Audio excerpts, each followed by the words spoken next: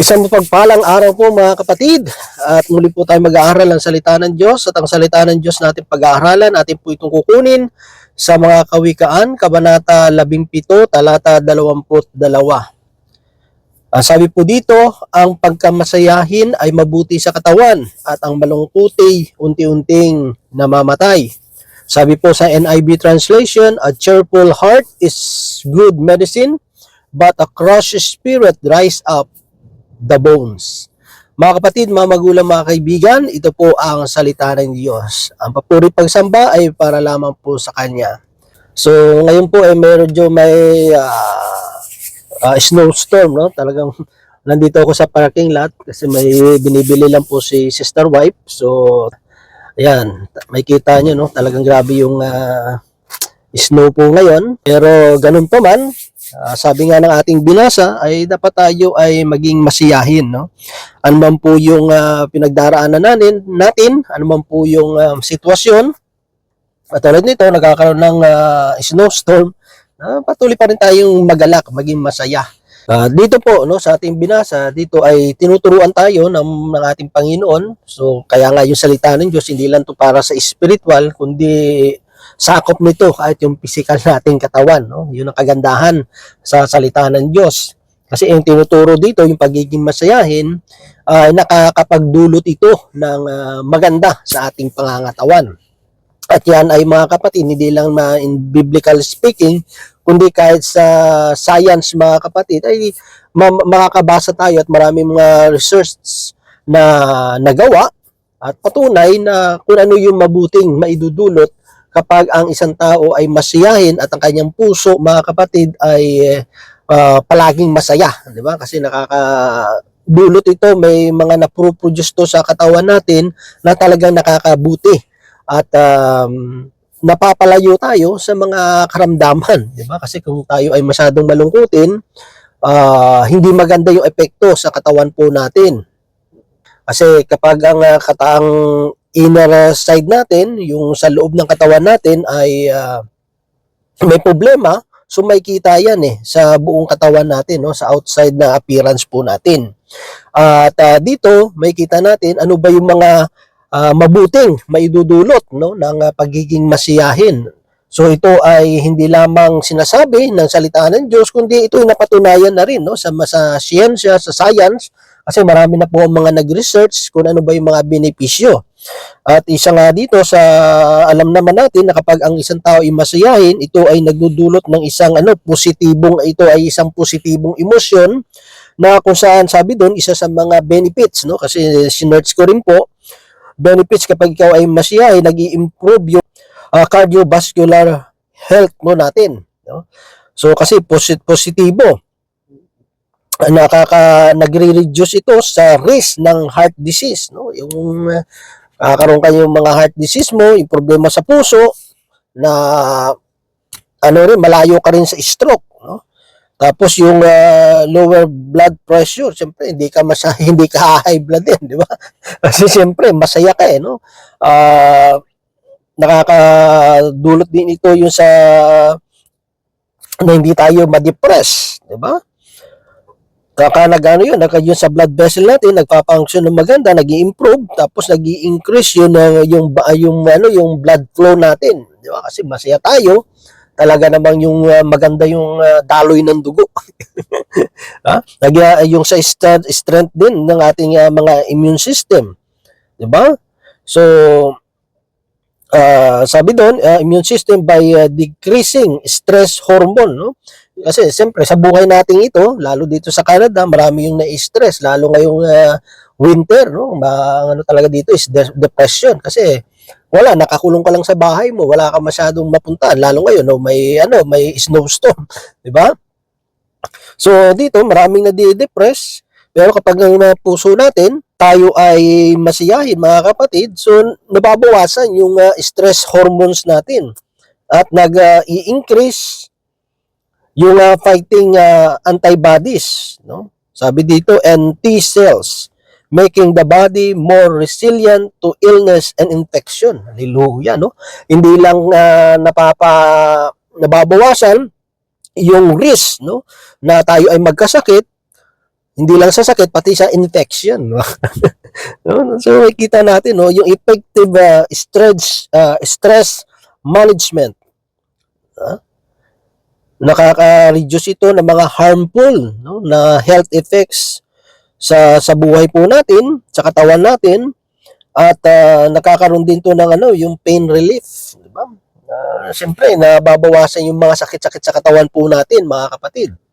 Siyempre, alam naman natin, kapag ang tao ay malungkutin, maramdamin, mga kapatid, puno ng sakit yung kanilang mga puso. Di ba? Talagang marami silang nararamdaman sa kanila pong mga pangangatawan. So dito may kita natin, tsaka pag ikaw ay masayahin, talaga maganda rin yung tulog mo. Di ba? Isa pa naman yan sa pinaka mahalaga sa pangangatawan natin ay yung makaroon ka ng mahimbing na tulog. Di ba? Kasi kahit na uminom ka man ng mga mabisang gamot, pero kung kulang ka rin sa tulog, wala masyadong epekto eh, di ba?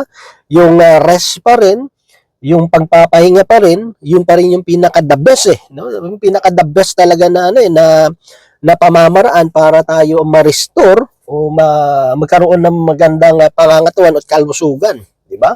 Kahit masustansya pa yung pagkain na kinakain natin, pag kulang ka pa rin sa tulog, no? Walang walang pwedeng ipalit doon eh, yung kompleto yung tulog mo. So, siyempre kapag malungkot ka, marami kang iniisip, no? Marami kang alalahanin, marami kang kabalisahan sa buhay.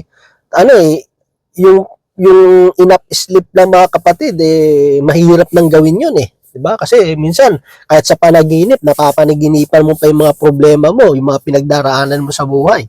Kaya dito, pinapakita sa atin ng Panginoon na kaya nga kahit sa New Testament nagsasabi, in all circumstances, give thanks to the Lord, no? Tayo magpasalamat, tayo ay magalak, tayo ay mag-rejoice, ano man yung pinagdaraanan natin sa buhay po natin. Kasi alam ng Panginoon, alam ng ating Diyos na hindi makakabuti sa ating katawan kung tayo ay masyadong nag-iisip o tayo ay masyadong malungkutin. Alam naman natin, siyempre, ang lugar na maraming malungkot ay kapag umating ka ng mga funeral o kaya ng libing, di ba? Yung talagang malungkot na na sitwasyon. Kaya kung gusto nating humaba buhay natin, huwag tayo maging malungkutin, di ba? Yung pagiging malungkot naman, may rin naman yan kahit paano, may benepisyo, kahit kayong pag-iyak, di ba? May benepisyo. Pero wag naman nating gawin parang bisyo, no? Wag naman nating araw-arawin, mga kapatid, di ba? Normal yung minsan, nalulungkot tayo sa mga sitwasyon na nangyayari sa paligid natin, sa buhay natin, o meron nalulungkot tayo sa mga pinagdaraanan ng mga kapwa natin, no? Sa kahirapan, kapag mayroong mga namatayan, mayroong mga may sakit, siyempre nalulungkot tayo. Pero siyempre, sa kabila ng ating kalungkutan, ang Panginoon, ang salita ng Diyos, ang nagbibigay sa atin ng pag-asa. Ang salita ng Diyos ang nagpapasaya sa atin na sabi naman wala namang pagsubok na dumarating sa buhay natin na hindi natin makakayanan, kundi tapat ang Diyos eh. Sa pagdating ng mga pagsubok na ito, bibigyan tayo ng karunungan ng lakas upang ating itong pagtagumpayan.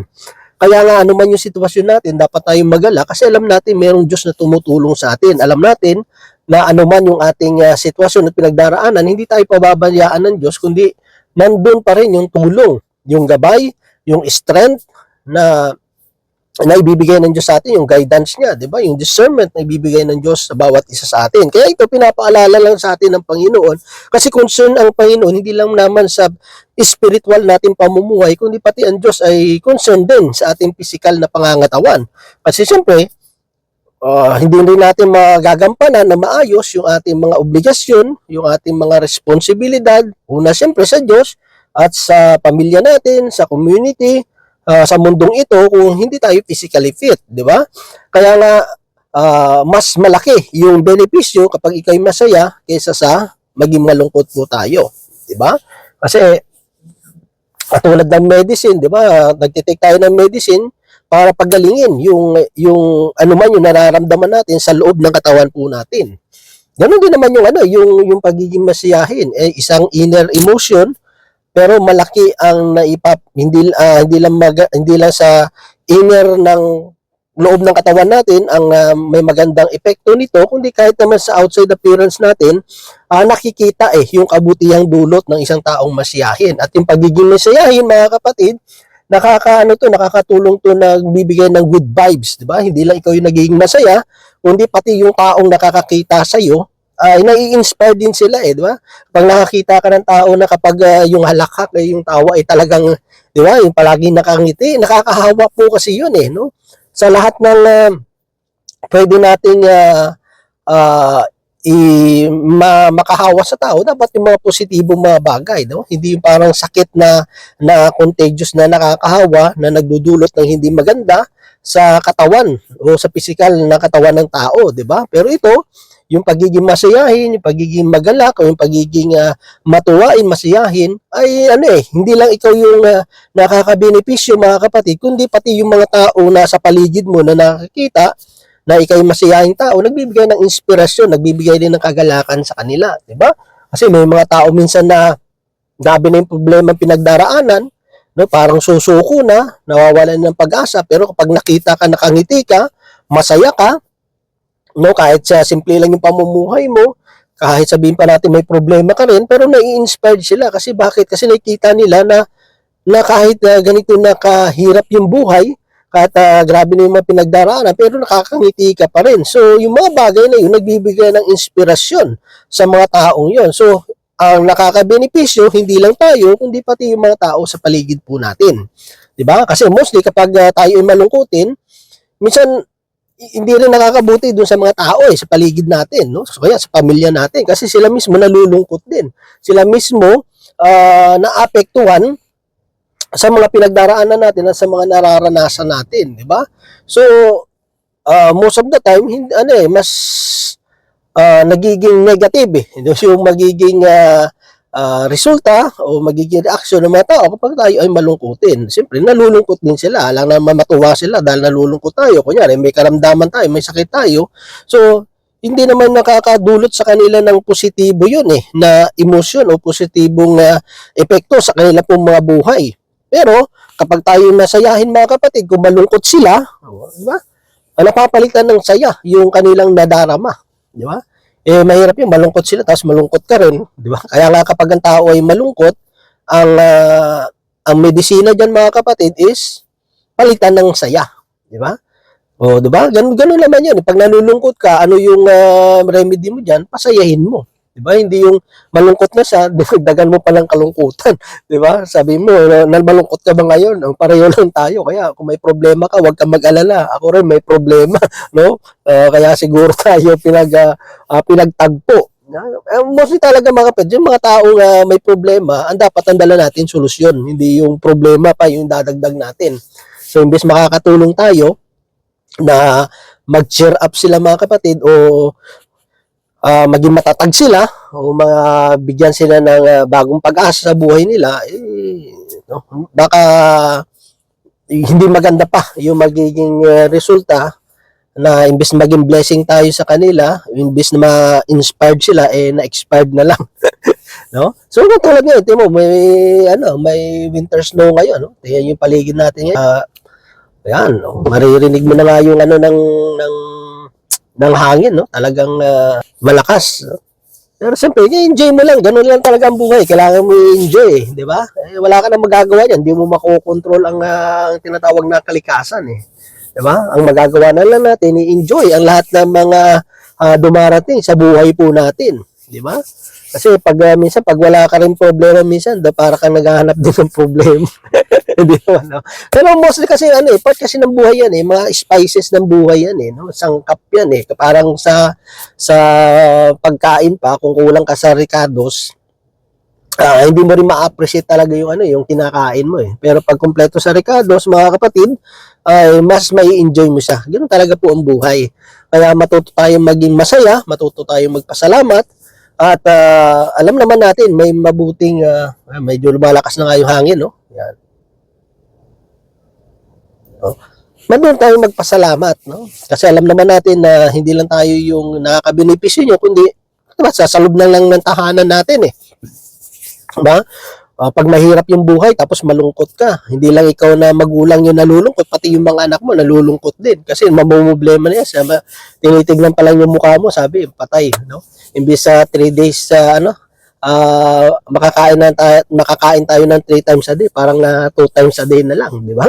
So hindi lang yung anak mo yun ang mumblema kung may mga alaga pa kayong mga aso tsaka pusa na mumblema rin kasi nakikita nila na hindi lang ikaw yung hindi makakakain, pati sila, di ba? So malaki kasi talaga yung magiging epekto nito. So ito lamang mga kapatid, yung gusto pong ipaabot ng Diyos po sa bawat isa sa atin, no, na tayo ay maging masayahin, ano man po yung ating pinagdaraanan sa buhay. Kasi alam ng Diyos mga kapatid, hindi niya naman ito sasabihin, hindi naman siya may ipapahayag sa bawat isa sa atin. Kasi bago pa yung siyensya, alam na ng Diyos na ito yung makakabuti sa atin, maging masiyahin tayo kasi may magandang benepisyo ito sa katawan po natin.